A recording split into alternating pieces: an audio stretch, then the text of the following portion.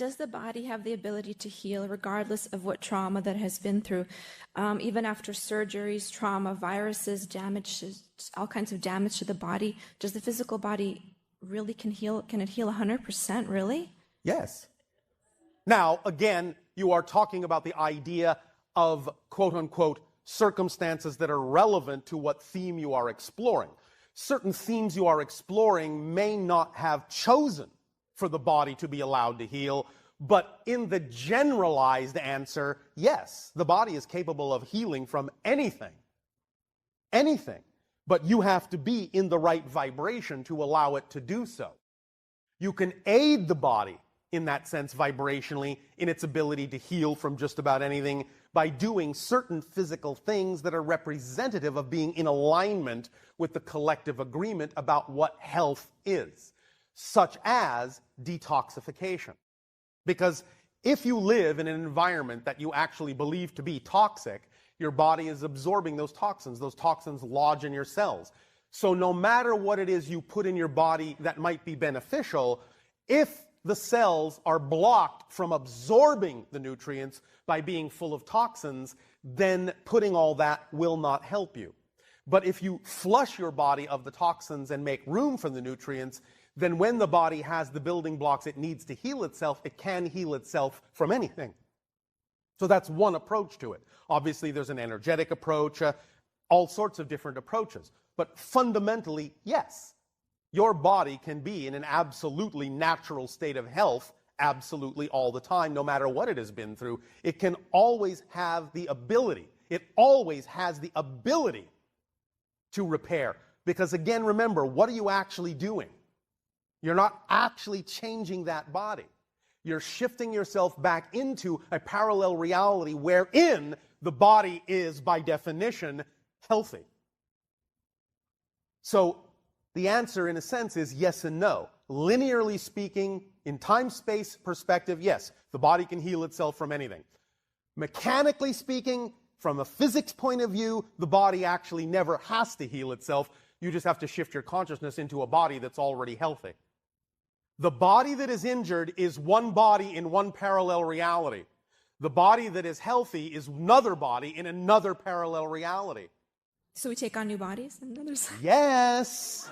So you're saying I'm going to be a different physical body When tomorrow? I talk about the idea that you are shifting through billions of parallel realities every second, I am saying that everything is different, including your body. Because that's just a projection. It's part of the projection of the parallel reality. I'm not saying your original body is moving through parallel realities. I'm saying your consciousness is shifting into the body that's already in that parallel reality. Take me literally. Take me literally. This is actually literally physically happening because physical reality is just an illusion anyway. Your physical body isn't real. Your experience of it is real, but it's just a projection of your consciousness anyway. So we have some certain therapies that are cutting edge, like O3, certain herbs. Permission slips, any tool, any technique, any ritual of any kind is a permission slip. Some of those things will work for some people, some of them will not, because people simply need to find whatever permission slip is most aligned with the belief system that they believe will help them, because it is their belief systems and energy fields and resonance that created the dis-ease to begin with. You understand? Yeah, it's interesting how some people can have a dis-ease and they don't know they have a dis-ease. Yes. But it is because they are not willing to look at the belief system and they are allowing it to remain unconscious because they are too afraid to look at it. It is fear that causes most manifestations of disease. Fear to look at the things within yourself that you believe might be true. Nothing negative you could ever look at within yourself will ever actually empirically be true. But you might be afraid that it is and afraid to look at it. And the longer you're afraid to accept a portion of yourself then the longer that portion will begin to shout and protest and get your attention in whatever way it needs to. And if it has to create an imbalance within you to do so and get you to face that it belongs to you as a part of you too, and get you to love it as unconditionally as you may love every other part, then it will do whatever it can to grab your attention, even if it has to destroy you to do so. So, if you don't prefer that, the more you pay attention to everything going on within your consciousness, within your beliefs, the more transparent you are with yourself, the more honest you are with yourself about what you hold to be true, the more disease-free you will be. Yes? So therapies for curing, for healing are basically based on belief. It is all based on belief. There is nothing in physical reality that is not. It doesn't matter that there might be a physicalized component or a physicalized reflection that you call chemistry or physics or medicine or science. Those are still just reflections of what you already believe in your consciousness to be true for you. Yes? Yes. So it's all based on belief. It's all based on consciousness. It's all based on vibration. It's all based on resonance. It's all based on state of being. That's why we say, circumstances do not matter. Only state of being does. Because it's state of being that creates circumstances. Circumstances don't create state of being. It's the other way around. This person wants to know about fighting illness, that the warlike victim-perpetrator mentality is something that human beings are exploring. And even in our own bodies, we have special cells that fight off invaders. Can you give us a more positive way to look at what is happening as we go through an illness other than fighting it off?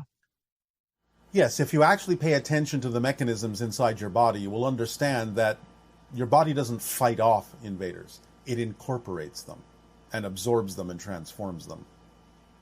It allows them to pass on, so to speak, to a different state that is no longer harmful to the body. So you need a deeper understanding of the mechanisms that are actually going on in your body so that you don't look at it as a war or a fighting situation, because that's not what's happening.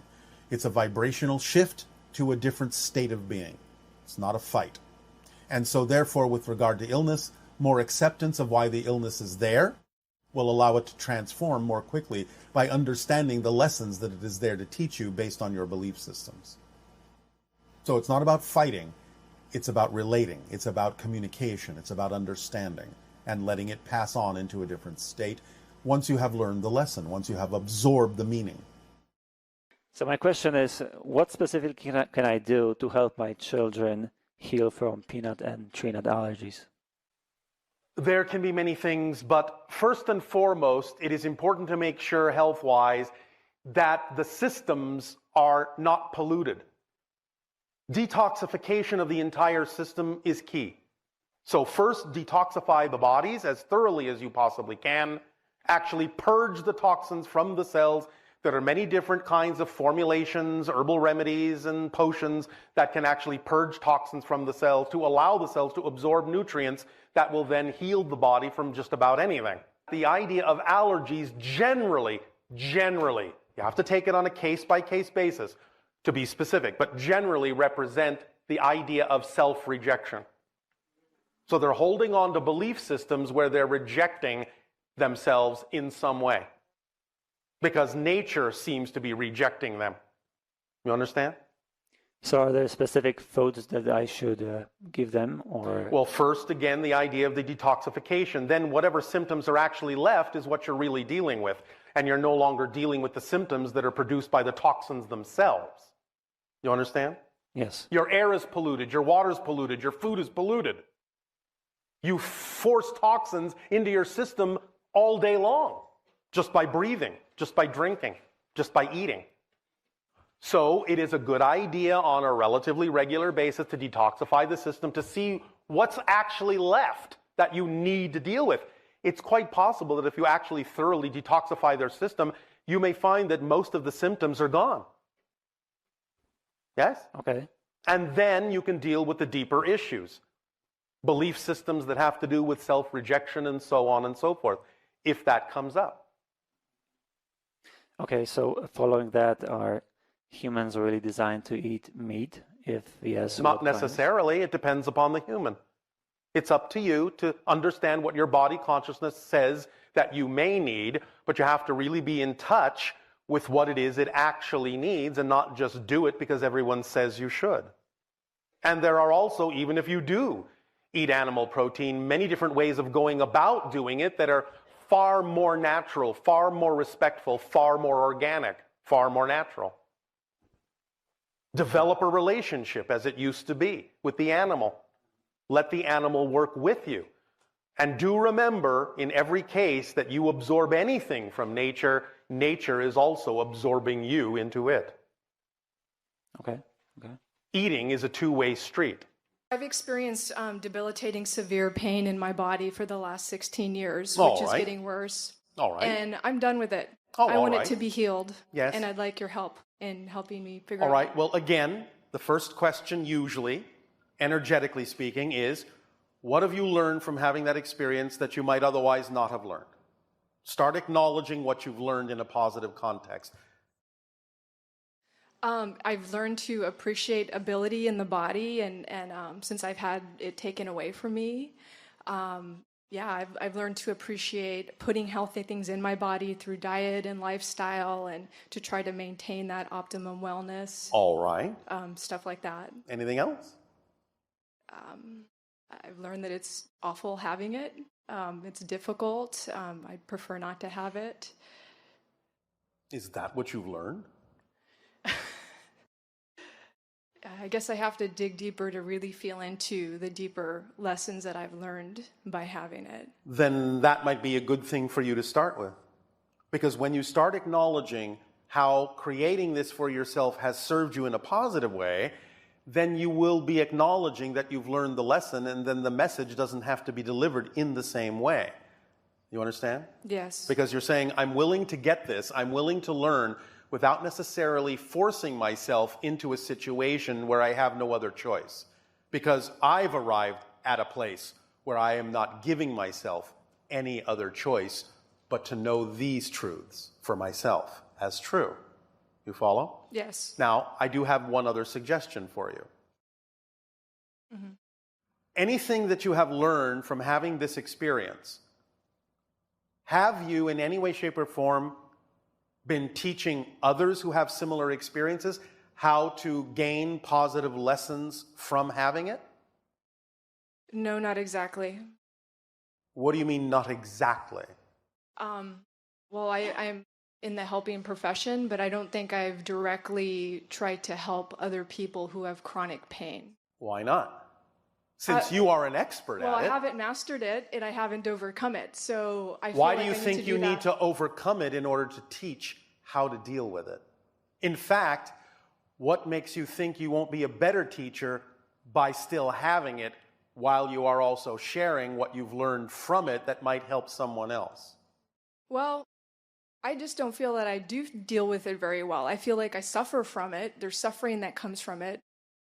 Stop. I'm not talking about the physical experience. We've just had a conversation where you've admitted that you have learned some positive things that you otherwise might not have learned by having this experience. Yes? Yes, That's the conversation. I see. And while you're having that conversation, not that anyone else has to do it that way, but while you're sharing the possibility, the option that they might be able to turn it around and ask themselves that very interesting introspective question of, well, if I hadn't this experience, would I have learned what I have learned? Would I know what I know? Would I be the person that I've become? Maybe, maybe not. Maybe that's something I really need to look at. By opening up those questions in their mind, by sharing this idea of what you've learned with them, you may find that you will no longer need to experience it that way, and you will overcome it as a process when you are sharing what you have learned from it. Not before you start sharing it, but as part of the process of sharing it. So You understand? yes, I think I do. So being of service through my experience would be very important for me. Being of service to others is the best way to be of service to yourself. because you are contained within the collective. So when you're willing to support the collective by being your true self as best as you can't be left out. You understand? I see. You're including yourself in that, paradoxically, by not focusing on yourself. I see. That's how it works. Because then you're out of your way. You've gotten out of your way, and you can let the reflection of what service and help you're giving come back to you. That's the origin of the old phrase, to help someone, you'll get it back tenfold. Because you're multiplying the opportunities and options for them, therefore you also get the multiplication of the opportunity for yourself. And it transforms things for them and you. Yes? Yes, I see. Giving of yourself and allowing others to receive what you have is the best way to heal yourself, as well as give them the option to heal themselves. Never hold back your gift. Never hold back your knowledge and learning. Those are the things people are waiting for. And when you hold them back because you think that what you have to share isn't worthwhile, you are compounding dis-ease in the world. See where we're going? Yes. So lighten your world up. Give them a better opportunity to change the experience for themselves by changing the experience for yourself by using it in the best possible positive way that you can, so that you are no longer ill at ease with yourself. Illness, I'm assuming it's chosen before you come into this world, or is it Not attracted? always. Not always. Again, remember, we are now speaking linearly, colloquially, just to have the conversation. Sometimes there are things set up, as you would say, linearly, before this life, that may be the way you feel you need to explore a certain theme. Sometimes you leave it open to how the theme will be explored. And if you find yourself gravitating toward belief systems that by definition would simply automatically attract disease, dis-ease, then you may allow yourself to fall into that experience just because that's one of the things that might have been the result of simply going down that path. It doesn't necessarily have to be decided beforehand, although the theme of exploration may have been decided, but the expression of that could have been done in any number of ways. So it just depends on what it is you have chosen to explore as to how specific the choice has to be. Sometimes things are planned to the second. Sometimes they're left very general, just as a way of saying, well, it could be this, it could be that. As long as it allows me to explore the theme I wish to explore, it could be a disease, it could be an accident, it could be finding something, it could be any number of different things. It just depends on how you wish to have that experience. When you feel pain or discomfort or fatigue or something, it's in your body. How do you not feel it? I mean, it's just really impossible. I know you may not have a body. Nothing is impossible, first of all. The idea is, of course, is that on your planet there are many people called yogis and other practitioners and shamans who have developed the ability to allow the idea of pain to be transformed. You understand? Yeah. You can do that too if you wish. But again, you must remember at the same time that because many of you have simply agreed to go along with a collective consensus of what physical reality is all about, some things you allow to simply be on automatic. So yes, when you have stubbed your toe, you will usually have some kind of painful sensation because you have agreed on the laws of physical reality, and thus then you simply don't need to take the time to circumvent that. At the same time, if it is of value to your particular exploration and your theme and your life lessons to understand how to transform that sensation into something else, then take some time to explore how the people that are already doing it on your planet do so. It's really mostly a matter of simply shifting your attention or redefining what it is you are experiencing. So you can redefine anything, even the worst thing. It's just energy. It's just vibrating energy. You can redefine all of it and have a completely different sensation. Have you not yourself seen or heard of demonstrations of what you call hypnosis, where a person is told that their skin is being touched with a lit cigarette and they blister when in fact it was just a person's finger? Have you not also conversely seen where people have been touched with a lit cigarette and not blistered because they were told it was just a person's finger? Have you not understood this idea? Yeah. Well, what do you think's happening there? They believe the reality they are being told. Yeah. Thus, then, that is the response. Mm-hmm. You understand? Yeah, I understand. So anything can be transformed as long as the focus, as long as the energy, as long as the perspective says one thing, then whatever is not the vibration of that belief will never have the ability to affect that person. These basic requirements, again, you have all heard them, but let us take a refresher course at this time, and it is basically as follows.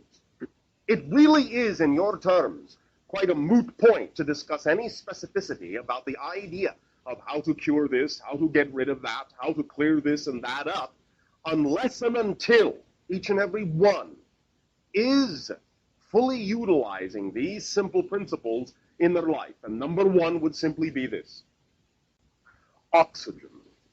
Many of you do not necessarily allow yourselves to get full requirement of oxygen in your systems, especially, no offense, in the way that your atmosphere happens to be at this time in terms of the fact that it is loaded with pollutants. The idea, of course, is the oxygenation of the system is the primary fundamental key that allows all of your cells the capacity to build themselves in the way that they need to be built. Oxygenation of the system is the fundamental element to begin with, and can to some degree be enhanced to the best of your ability by making at least an attempt to find some relatively clean environment, and or at least oxygenation of the system through the idea of deep breathing exercises, some kind of yogic practice, or at least some kind of restful meditation wherein there are deep, regular breaths, or at least the idea of relaxation, so that you are not, in that sense, panic breathing, which is short breaths, do not allow the idea for oxygenation of the system to fully occur. Number one, then, oxygen, oxygenation of the system. Number two, hydration of the system. Do you have enough water? You are, as physiological beings, mostly water, yet many of you will ingest many things that will actually divest you of the hydration of your system, dehydrate you. And as many of you are beginning to understand, many of the so-called symptomologies that you might begin to attribute to many exotic diseases are actually nothing more than the symptoms of dehydration. In the sense, then, that your body is similar, in a sense, by analogy to a battery. If you do not have proper hydration, not enough water, then your cells, in that sense, can burn out, short out. You can become, in that sense, dry, like a battery, and cease to function, cease to become electrically conductive. And in that sense, also, lack of hydration, lack of water in the system will not allow your cellular structure to flush the toxins in your system from the system, and this can cause many forms of buildup that will allow the immunological system and many cellular and enzymatic functions to cease, thus again causing many different kinds of symptomologies that can then open the door and lead the way to opportunistic organisms to bring about more and more complete forms of disease. So the second idea is hydration of the system. Each and every one of you must find that it will be generally acceptable to have between 1 and 2 quarts of water a day. Otherwise, you will find you may not really readily have enough. Now, of course, every single individual is different, but you must understand something very important. When you are actually thirsty, that is your body's final signal that you do not have enough water.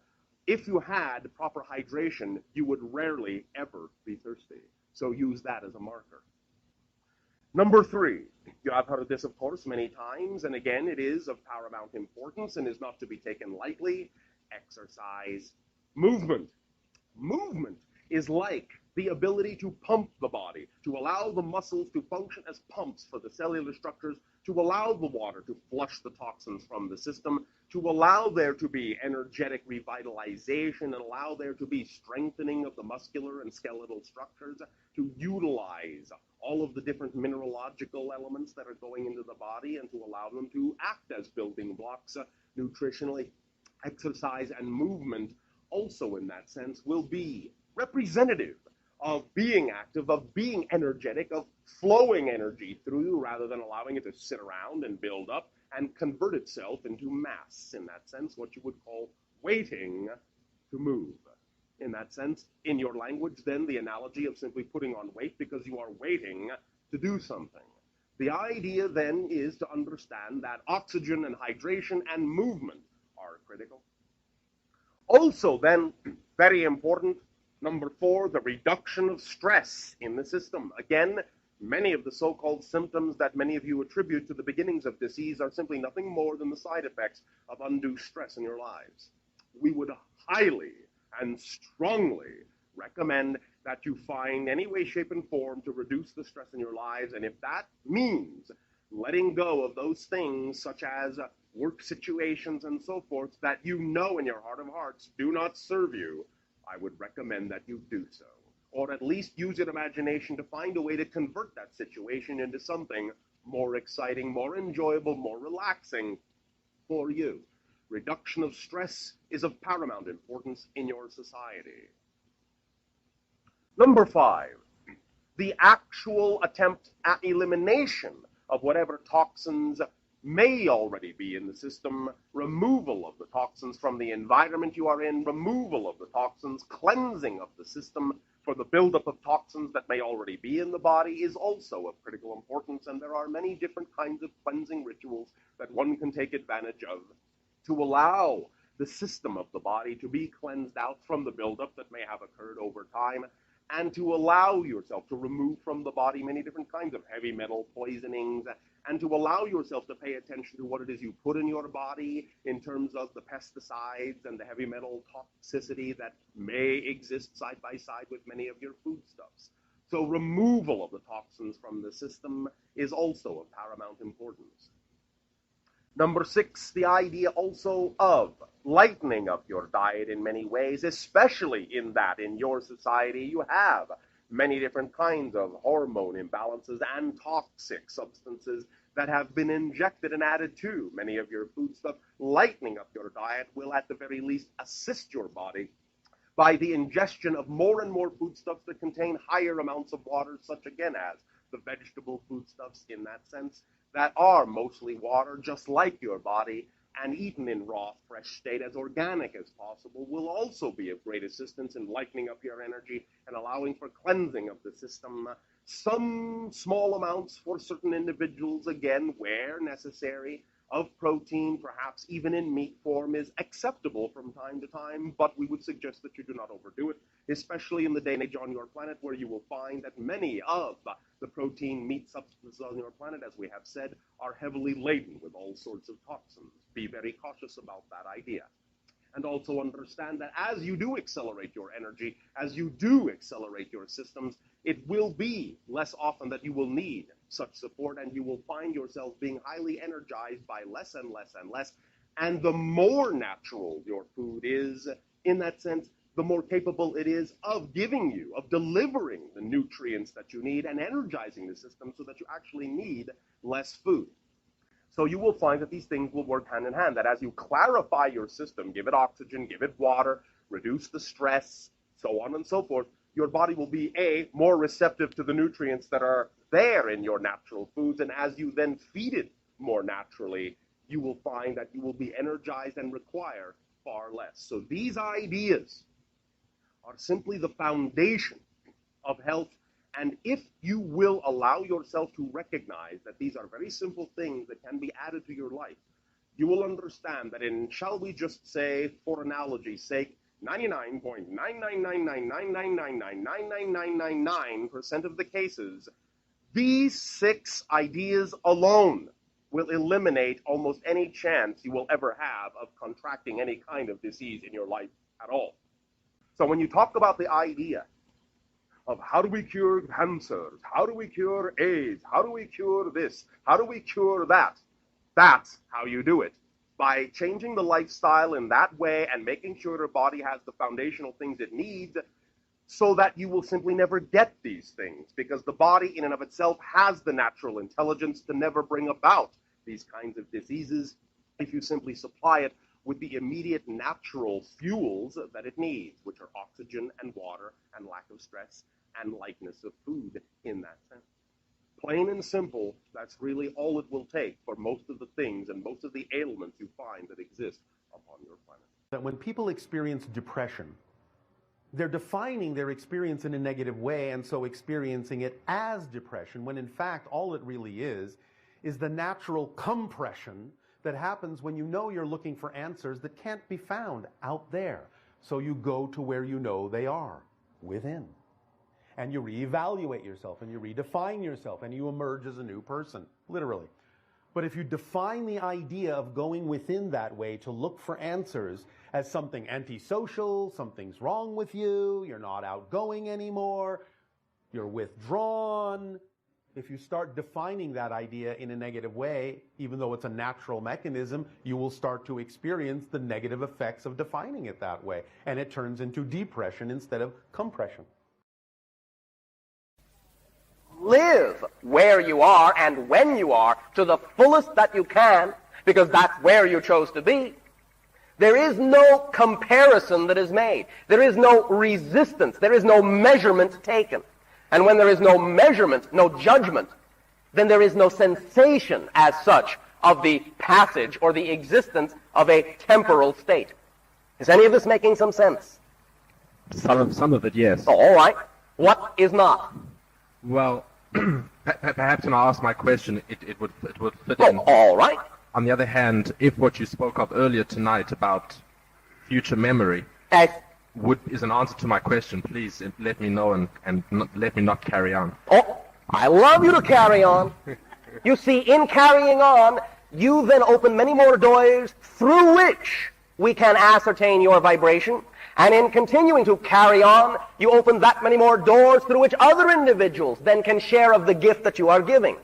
Remember, we do not know everything. We only need everything within ourselves that we need to be ourselves at that moment. We do not know anywhere near as much about you as we know about ourselves. You know everything you need to know about yourself to be who you are. But by sharing that, we are then given permission, in a sense, by you, to go into certain doorways where we may then be able to release certain amounts of information you may not be consciously aware of yet. So do continue. If you yourself, by the way, have a notion, have a sensing that the idea, the concept of future memory is something that does in fact strike a chord within you, that's probably your strongest clue that it does. Otherwise, you probably wouldn't have recognized it nor thought about it so long. Exactly. But do continue. And I do give you permission to inform me of the answer to this question, since it would be The something. way you give me permission is by continuing. Do I move to San Francisco or do I maintain myself in Los Angeles, which would enable me to speed up what it is I need to continue to do? Neither. You know why? No, Because you're asking me and not making the decision yourself. I know. I know you know. Which feels more correct? Now, one moment. For the purpose of this conversation, I will not hold you to whatever you say. So if you say Los Angeles, oh no, that's not what I meant. That doesn't mean you're stuck with it. If you say San Francisco, I will not say, well, you said San Francisco, now you can't choose Los Angeles. I will never say you cannot change your mind. Sometimes you will find, if this will help you, that once you make a decision, any decision, it then becomes obvious. And the obvious thing may be the opposite of what you chose, but at least it's obvious now, so what do you care? Okay. Now, which feels more correct, and why? Los Angeles. Why? Because it would be a decision that would allow me to center myself and make decisions for myself as an adult. Why? Why will that, in your estimation, not happen in your city of San Francisco? Or why would it not be as likely in that area? Because the influence of my family is still very great up in that area. Ah. You want to go on? No. Now, let me, not saying this is what you should do, let me just throw another idea into this nice little machine that you are creating here. Go And ahead. see what it does to the gears. Sometimes, I am not saying this is necessarily the case now. Many individuals know what I'm going to say. Sometimes, doing the thing that you fear the most is the way to accelerate and take full responsibility. Because if you find you have a trepidation, that trepidation may be your sign that that's actually where you ought to be for the most accelerated growth for what you actually want to do. Whereas sometimes staying away from that may be playing it safe and may actually therefore take longer than doing it the other way. You understand what I'm saying? No. No. Ah, interesting. In other words, the so-called influence of your family, as you said, yes? Yes. It's your choice to be influenced, is it not? Yes. So if you can coexist with someone, and if you can allow yourself to understand that their simple presence doesn't have to, how do you say, push your button, Yes. then you have taken stride. Because then you're operating with them as an equal. You are loving them unconditionally. You are allowing them to be who they are. And that's what allows you to be anything you want to be. Sometimes if you stay away from that, many times, again, not saying this is necessarily the case now, but many times staying away from that is actually an avoidance of an issue that really does need resolving. And the resolving of that issue is actually what would allow you to really stand on your own 2 feet. So many times facing it, being in the place you feel the least comfortable, is actually what is representative, if you're honest with yourself, of the thing that excites you the most. Because to resolve that discomfort is really the exciting thing. To know that you could coexist with them as an equal and not be influenced by choice would be having grown up. Understand? Yes. Does that help you at all? Yes, and we thank you. Now the choice is still up to you, of course. So enjoy whatever you do. Remember, no matter what you choose, neither choice is wrong. Correct? Correct. Thank you very much. Thank you, sir. Oh, sir. Oh, you're welcome, sir. Sharing.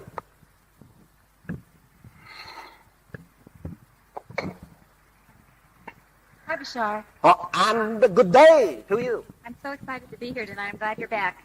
Back? I haven't gone anywhere. Well, I know you haven't gone anywhere, but we haven't all been together for a while. I see. Says who?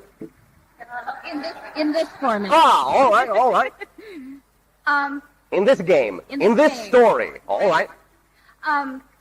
In my work that I do with people, I'm a psychotherapist. Psychotherapist, speak up. Can you all hear the psychotherapist? Okay. Louder, they say. In my practice, I have recently attracted a wonderful child, 7-year-old boy. All right. And I think some new things are going to start happening for me in my work with people. Well, they must have already started, otherwise you probably wouldn't be saying that. Well, perhaps that's true. All right. I'm just really realizing it now. This wonderful little boy is a child who is having night terrors. Night terror. At the moment. All right. And in addition, his... one moment. Yes. Did you like that? Night terror. All right. Wanted to add the proper weight. Well, that's a good way of describing it anyway. It is also a clue to what we will talk about, but continue. Okay. He's a child that his mother told me at age 2 and 3 was recalling past lives. Yes. Although now at 7, he hasn't brought any of this up with me yet. Oh, all right. But he does have an imaginary friend. Yes. And says he goes soul traveling with him. Yes, me too. And some of his understanding of what's happening is, of course, filtered through what he knows so far. Yes. But I'm so excited to be working with him, and I want to help him and be of service to him and learn and grow myself. Right. Then repeat after me. Okay. Are you ready? All right. Night terror. Night terror. Oh, that was very good. One more time. Night terror. How's that? All right. Now, did you notice something when you did it that way? You almost couldn't help but laugh. True. True. Do you think you could allow him not to run from the fear, but to actually accentuate it to the point where he starts playing with it and learns there is nothing to be afraid of? That would be wonderful, yes. So, all right. What is the child's name? Matt. Matt. All right, Matt. Night terror. No. Not night terror. Come on. No self-respecting night terror would go around saying, night terror, I'm a night terror. How do you think a night terror would say, I'm a night terror? Well, he describes these beings as monsters. Yes, of course. And he's very afraid of them. Yes. But you see, when an individual allows themselves to, as you say, get into the vibration of what it is they are afraid of, they recognize that they contain an equal amount of that energy themselves. And therefore, I'll put this very simply, they are just as strong as anything that has been scaring them, and they can scare them right back. Well, I've been trying to use... Excuse me. You have been what? I'm considering using a method that you taught us in the workshop, both last year, and I believe that... Considering. All right, what is it? You were talking about the method of visualizing a creature or whatever yourself, manifesting your own fear in your mind. And transforming that into the dragon who flies off. Okay. And I would love to be able to... First, play a little bit more of a game. That might be a little bit too powerful at first. Play a little bit more of a game. The idea, use the vocal clue as we have been doing. Make a vocal game out of it. Allow him to begin to imagine how the energy of night terror would sound if he were a night terror. All right, you have these night terrors. If you were a night terror, how would you sound? I would sound like this, night terror. Well, isn't that how they sound? Well, yes, it is. Well, why should they choose to sound any other way? Otherwise, they wouldn't be being night terrors if they didn't sound like night terrors. But you know you can sound that way too, which means you have chosen to sound that way to play that game. All they're doing is playing that game too, so they have to sound that way.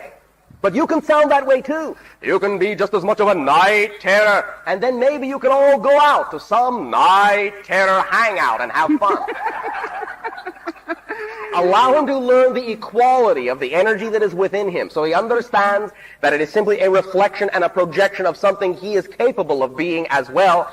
When he knows it is within him too, there is nothing to fear, because then the night terrors become buddy-buddy. Right, okay. And then they aren't so terrible anymore, and he can recognize them as simply, shall we say, other mischievous children. Okay. I guess related to this is, it has been suggested that this child has come to me as a bit of a gift and a teacher. A bit? Oh, all right. And, of course, I would assume that that's true anyway. Oh, all right, thank you very much for allowing the obvious to stand out once again. Is there any particular agreement that he and I have? That no, none whatsoever. Do you believe me? No. Oh, why not? Well, because I don't believe anything's an accident. Oh, well, thank you. Then why did you ask me if there's an agreement? I guess I'm asking the wrong question. Oh, it's not a wrong question, but it does point out to you that you know there is an agreement. Yes. What is the agreement? What are you learning? Well, I feel I'm in an uncharted area. And you mean where the ancient maps used to say, there be night terrors here? Well, it's simple when you think of it in terms of just traditional psychology, but because this child is aware of other realities, for me this is a new experience. I see. Not really. Well, you have many times charted uncharted waters in many different ways. He knows that. Captain, navigator, he knows that. He knows he's in good hands. And you also know that that individual is extremely powerful. Extremely powerful. Simply has come to you, tinkerer, aligner of magnetic compass needles, has come to you to get a little bit of realignment. When that child is aligned, watch out. What a terror. But you understand what I mean? Yes. You have formed a coalition. You have been together again and again and again and again. And in a sense, it is simply to have a little bit of an adjustment made. A little bit of alignment made. For which he has come to you. But you are both going to learn, you, to refine your craft, in many meanings of that word, and that individual to understand navigational direction again, what direction to point, who and what he is, who and what he's chosen to be, who and what he was, who and what he will be. Play together, play together. Explore as you explored before, those maps of uncharted lands. You are simply exploring a new uncharted land. So what that it is not necessarily as material as the other ones. I've really gotten excited about the prospect of working more with children that are having these experiences. Then that is your best compass heading, the excitement itself. Set your needle firmly on E. Okay. Thank you. Shedding. Hello, Bashar. And to you, good day. I didn't really have a question either. Oh, thank you very much. Do you wish to make a statement? Yeah, I do. Oh, thank you. Just on the synchronicity. Yes. I mean, everything is synchronicity. Oh, thank you very much. Yes, it is. What is synchronicity? That's a good point. Oh, thank you very much. If you're not going to ask a question, I might as well. Okay, good.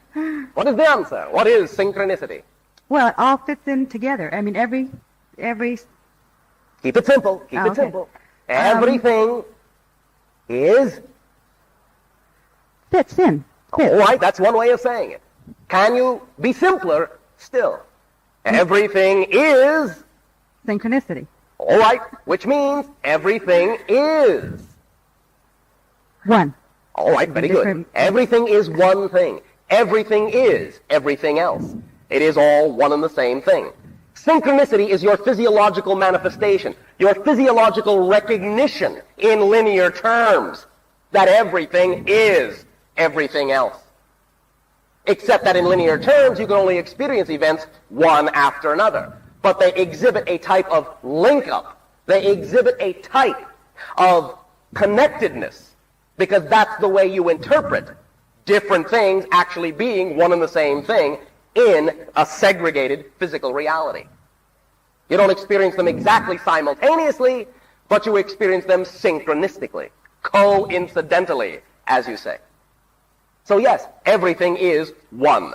And synchronicity is your physiological, linear recognition of that fact. How's that? That's wonderful. Well, thank you for your recognition, for your cognition, and your precognition. Thank you. Well, thank you. I do have one question on that. Oh, all right. All right, so it's all the same one thing. Yes. And manifesting in all the multidimensional ways that it can. Right. And so and so the reason that I could perceive it more closely to me, connected to me, yes. Is it because it's closer in? I'm going to use an example. Oh, like all right. Each question that was asked. Speak up, speak up, speak up. Each question that was Each question that was asked. Each question that was asked up to this point, and as always, yes. It was like a question for me. Yes. And it helped me understand myself. Yes. So the synchronicity, therefore, is in the timing of your participation in this event. Now understand, all those answers, all that information, all those questions vibrate in many different ways. Anyone who is key to a particular vibration is going to pick up out of that question, out of that answer, what they need. And of course, therefore, it's going to seem specifically directed toward them, because it is specifically directed towards everybody. You will only receive the bandwidth that is the frequency you're operating on, and of course, it's going to seem specific. All right. It is specific, but it is also for everyone. Okay, and it's the idea where you're open enough that you have all of that understanding, all the different vibrations as an understanding? You can. You can recognize that there are many vibrations. You will not necessarily want to recognize them all. Otherwise, perhaps you would be sitting around twiddling your thumbs and not doing much with the vibration that would help you do something. But yes, you can recognize them in a certain way. If you wish, you can say you can recognize it as a background vibration. And from time to time, certain elements of it can rise to the surface. You can see, quote-unquote, more than one simultaneously. It depends upon what the definition is of who you are at that moment and why you would need to see it that way. But yes, you can see in gestalts, if you wish. Okay, but then that's like something that seems to be happening with me right now, is I don't seem to be in a lot of action, and I do seem to be perceiving or understanding a lot of different things and how they relate to myself. It may simply be preparation for you to take an action. Is there an action that you want to take that you're not taking? Yeah, I would like to be able to bring more of the non-physical concepts into the physical. In what way? In my channeling, with writing. Oh, all right. So are you doing that? Yes, but not to the same degree as I would like to. Ah, well, do you remember what we talked about in terms of creating the future memory? Yes. Can you use that exercise for this particular case in point? Yes, definitely. Well, then thank you very much. Do that and see what happens. All right. And then it will already have been accomplished. Okay, great. Thank you very much. Thank you. Shining. Ho, ho, ho. Can you hear me? Oh, yes. Okay. Good day, Bashar. Good day to you. I had a completely different question that I was going to ask you that I've been wanting to ask you for such a long time. But Such a long time. Oh, you know, way back. Way. All right. But all of a sudden, I thought of an article that I read about a man named Aldo Alcino, I believe his name is.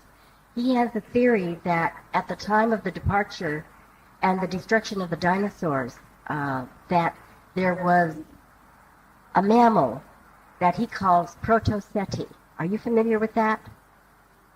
We understand the concept to some degree, but recognize that you are putting this theory in very, shall we say, simplistic terms. That's the only way I can, because I don't really completely understand it. I just read the article. All right.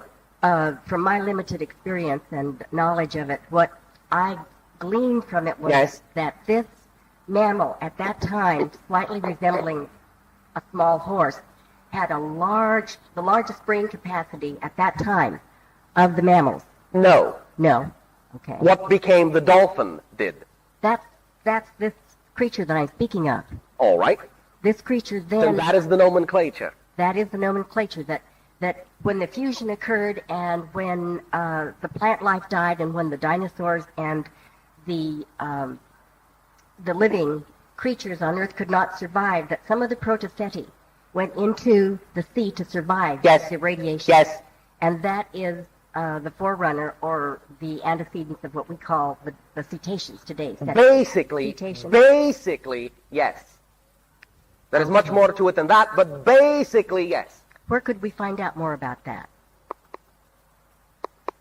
In the Akashic records. I'll go home and look at them tonight. Thank you very much. All right. And the dolphins have some notion about it, you know. You could ask them. Well... all right. One moment. Individuals. Now there are more and more of you who are willing to place themselves in situations synchronistically and circumstances where they can interact with dolphins physiologically, can, in certain states of meditative, what you would call bliss, meditative dream sharing with the dolphin, receive telepathic images, if you ask that question, of those happenings so long ago. Because it is a history that is passed down from generation to generation in their storytelling. So they can transmit images to you, and you can receive. Now, be aware that you will likely do some translating into your own terminology. What you will receive will not necessarily always be absolutely, literally what happened. But you will at least get a sense, and some of the images will be accurate. So ask them the question telepathically, go into the relaxed dream state as you float with them, and let them send you images and see what you get. All right? Is that, could we just ask any dolphins, or should we ask dolphins that we interact with usually? It is in the cellular memory of all of them. So all of them. There may be different capacities in different dolphins to relate to what you are asking to, depending upon the circumstance they are in and the environment they are used to. Generally speaking, those that in your terms are wild will deliver the most potent storyline. Okay. You understand? Yes. Oh, yes. thank you very much. Wild.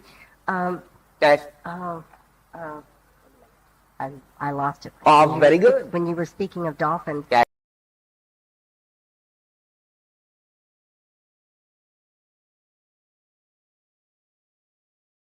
In the sense of a spirit that is capable of lowering its vibration enough to be perceived by the senses of the living, that you typically refer to as a ghost, a spirit, when it appears in your world, in your reality. The idea being that spirits who pass over, as you say, who die, who transition, may not always go all the way for a variety of reasons. Some may have unfinished business on earth. Some, because of their belief systems, may not have had a particular expectation or assumption of what they would experience in the so-called afterlife, and thus be a little bit confused about where they are. Some even may not even know they're dead and are wandering, looking for reasons why no one can hear them or see them.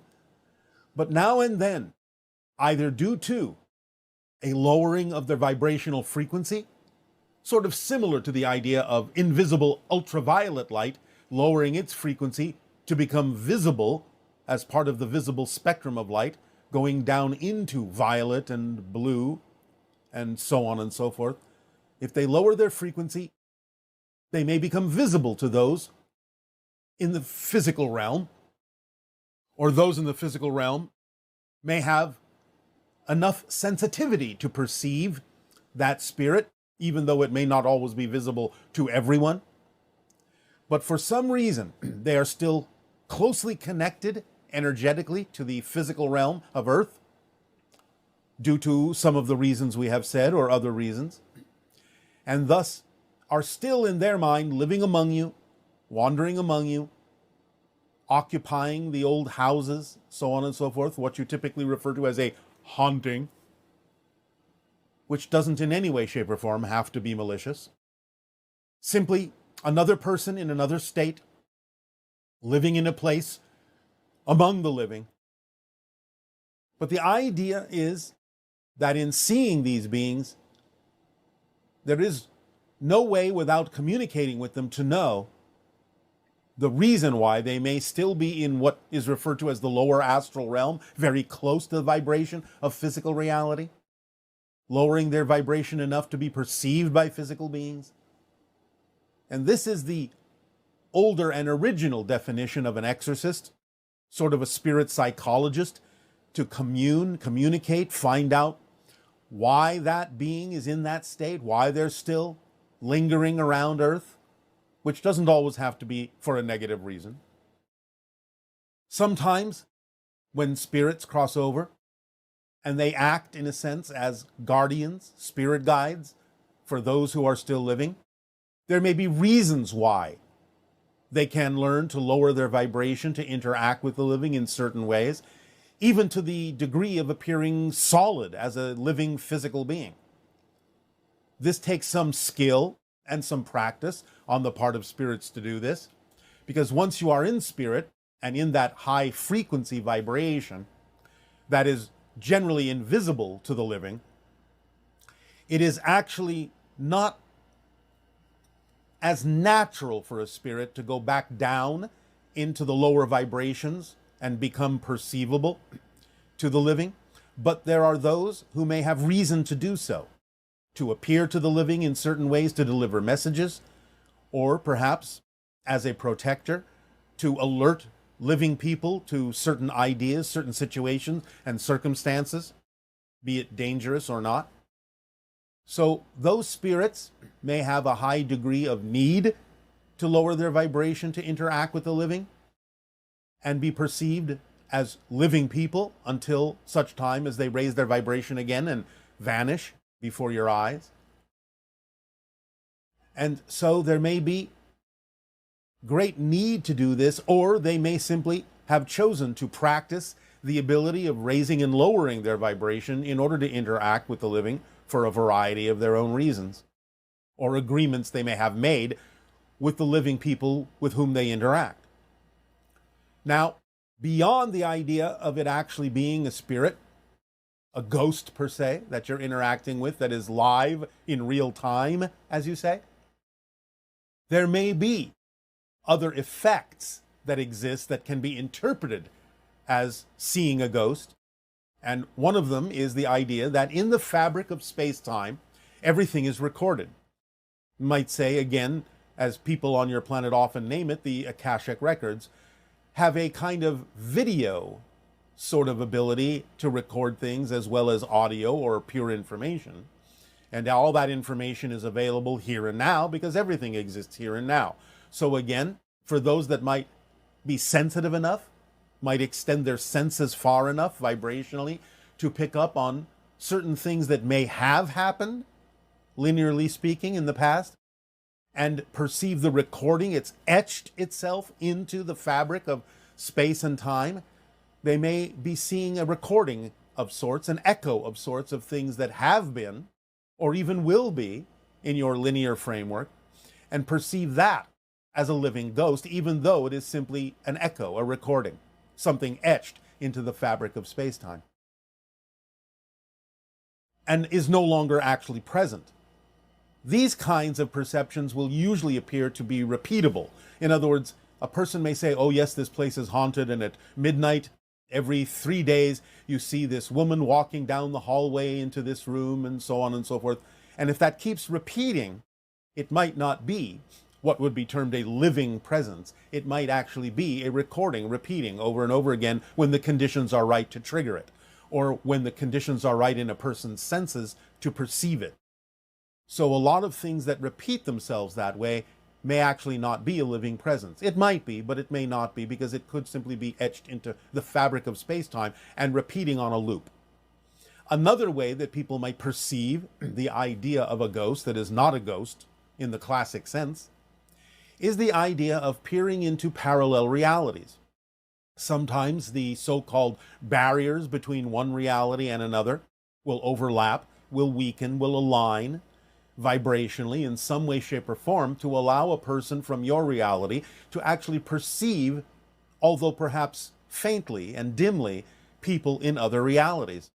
And therefore, in suddenly seeing an apparition wandering through your reality, you might perceive it or think it to be a ghost of someone who has passed over, but in fact you are actually seeing a faint representation of a person in another reality who is just going about their business, but may seem to you to be a ghost. And they may be able to perceive you that way at that moment as well, and go back to their friends and family with tales of having seen this ghost. And they're just describing you, because again, the veils between the different realities may have weakened for some reason at that point, because these fluctuations do often happen. There are doorways and portals that open to different dimensions on a regular basis, and some of them are random, and sometimes these openings and closings can allow one in your reality to peer into other realities temporarily until they close again. And sometimes these are interpreted as spirits and ghosts when they are not, in the classic sense, such a thing. But the idea of this season is to allow yourself to open up to the potential communication that can exist between you and spirits, spirit guides, family members who may have passed on, soul family groups who may never have even incarnated. It is the ability of your senses to stretch into that realm, especially if someone close to you has died, and is encouraging you to stretch your senses to connect with them in the spirit realm. This is the perfect season and timing to allow yourself to practice this. And this will be the subject of our meditation today, to give you an opportunity to do so. So, allow yourselves during your Halloween season, while having fun, playing scary, while having fun being spooked out, while having fun imagining all sorts of strange apparitions and so on and so forth, keep in a corner of your mind the realization that this, in the vibrational cycles of Earth, is also when the veils are thin between the physical and the non-physical. Because remember, the physical is just a projection of consciousness. You yourselves, in a sense, are projections of consciousness as physical beings. So you yourselves, in a sense, are all ghosts, because your natural state is as a spirit, and you are just pretending to be in a physical, solid reality. So you are all ghosts in physical reality, which itself is a ghostly apparition of a consciousness idea that you are exploring. So in remembering that, it can amplify your ability to remember that all of these spirits are right with you and you are right with them, still in spirit with them, while dreaming that you are not. Allow yourself the opportunity to feel that and maintain that connection and increase that connection between yourself and the spirit realm, becoming more lucid and conscious about the fact that physical reality is, in a sense, just an apparition that you're playing around in. And allow yourself this opportunity, because as we do approach the idea of the window of contact and the increase in the splitting prism into different parallel versions of Earth, maintaining and increasing your connection to the spirit realm that you occupy now, right now, as your natural state, will serve you in a variety of ways that we will go into the closer we approach to the beginning of the window of open contact. And serve you with the idea of making contact, because many extraterrestrial beings are extra-dimensional beings and actually have attributes, just as our civilization does, of both physicality and spirit. And thus, the stronger you connect to the fact that you are a spirit, as you say, not so much a human having a spiritual experience, but a spirit having a human experience, you can identify with us more strongly every day and allow the idea of open contact to be a broader experience with many different kinds of beings who are not just physical extraterrestrials in the way that you think of us, but occupy many different dimensional planes just as you do, who are simply aware of the occupation of those planes just as you can become. And therefore blending and melding and merging the idea of physical and spirit in a way that allow you a great deal of freedom, a great deal of expression, and a great deal of being your true self and expanding what that really means in your world. You're talking to your own higher mind right now. It's just that we are happy to function as a mask, as a filter, in a sense, as a flavor for you to let it be all right to talk to your own higher mind through us. But you're actually speaking with your own higher mind right now. Yes, I actually had that experience last night. I realized I was talking to my higher self. Yes, Yeah. well, there you go. Okay. Well, you still are. Okay, the problem that I'm here to ask you about. You mean a challenge? Oh, yeah, a big challenge is. All right, big challenge, but a big challenge doesn't mean it has to be defined as a problem. That's what we're saying. Well, it's a struggle. That's all right, it doesn't have to be. I wish I could choose it not to be, but. You can choose it not to be. It's easier said than done. That's a belief. Okay, can I just ask my question? Yes, you can. I'm just curious if you could remember back to when your people, your species went through this change that we're going through, how you lived your life at the same time. I'm finding a lot of pain involved in letting go of old concepts. The only reason you would have pain in letting go of old concepts is you don't believe that you need to let them go. You believe they're serving you still. Remember, you hold on to nothing that you don't actually believe is somehow serving you. No matter how painful they may be to hold on to, what you're actually saying is the alternative is worse.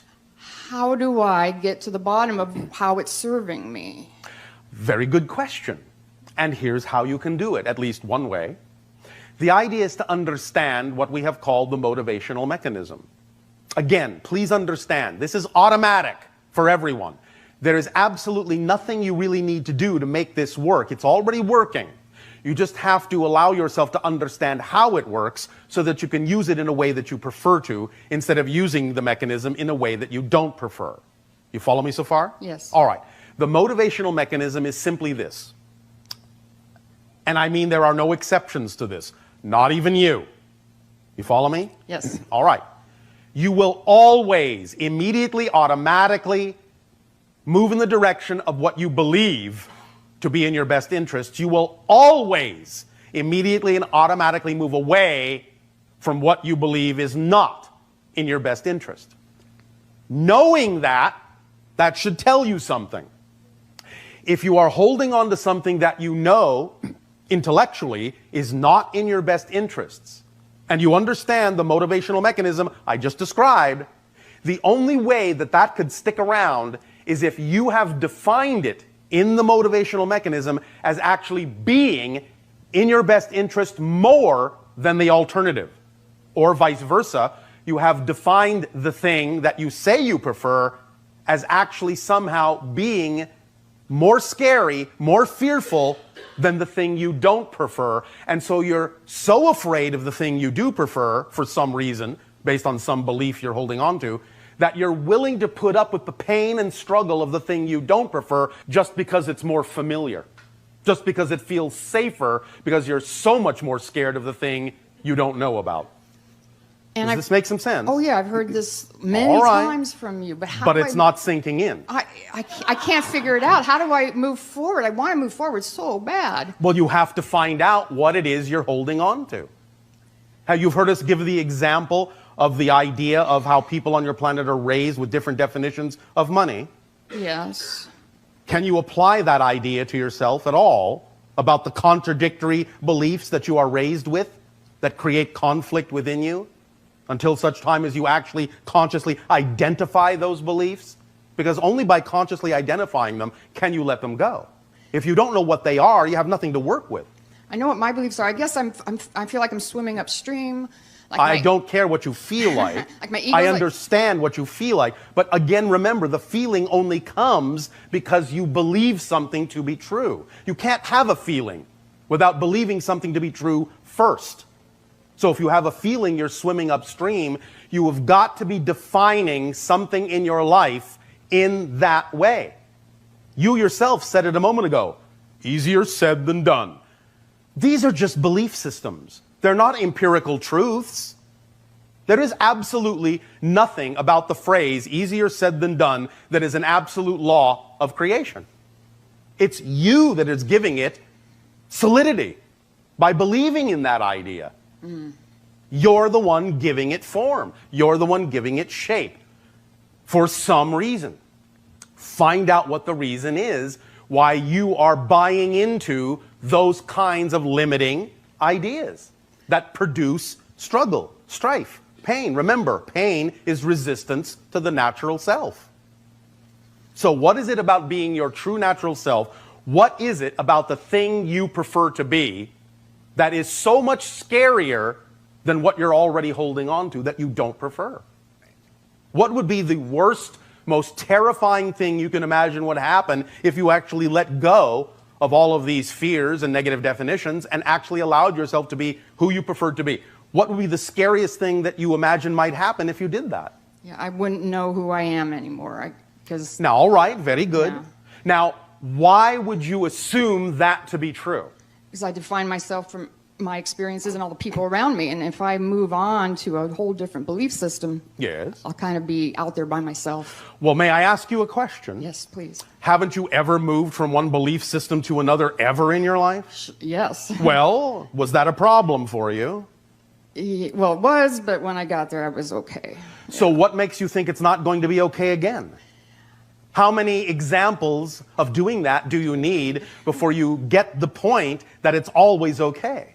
Okay. How many times do you have to give yourself that symbol, that reflection, before you know it will actually always be okay? How many times? It's up to you. I'm not pushing you. How many times have you already done it? Innumerable, and it's been very painful. So maybe I'm getting from you, if I just kind of let go with it, the pain will kind of go away too. It will not kind of go away. It will. It won't exist in the reality of the person that you actually prefer to be, because by definition, that person doesn't experience pain and struggle and resistance. Okay. You see, you have to watch your definitions.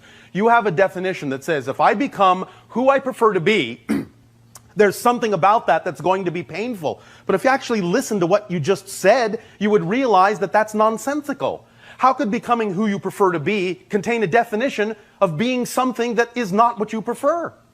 Yes. You understand? Yes. Your definitions are muddled. That's where you're having the difficulty. You're not listening to the definitions you're actually using to define who it is you prefer. You're creating your own contradictory definitions about who that person is.